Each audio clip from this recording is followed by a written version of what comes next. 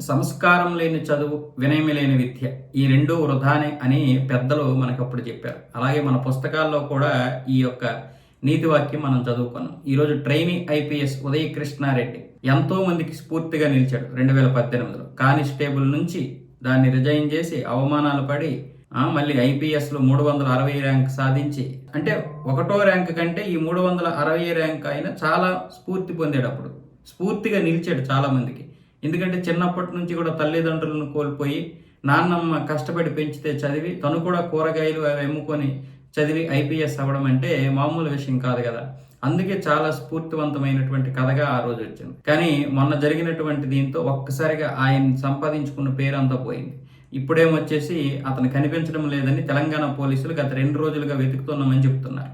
2 అడ్రస్ల దగ్గర కూడా లేడు, ఫోన్ ఏమో స్విచ్ ఆఫ్ వస్తుందని చెప్తున్నారు. నోటీసులు ఇవ్వడానికి వెళ్తే ప్రస్తుతానికి అయితే నోటీసులు అక్కడ గోడ కంటించేశారు.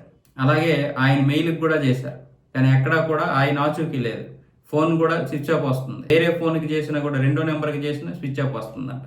బంధువుల ఇళ్ళకి వెళ్తే మోతీనగర్ అవన్నీ వెళ్తే అక్కడ కూడా లేడు.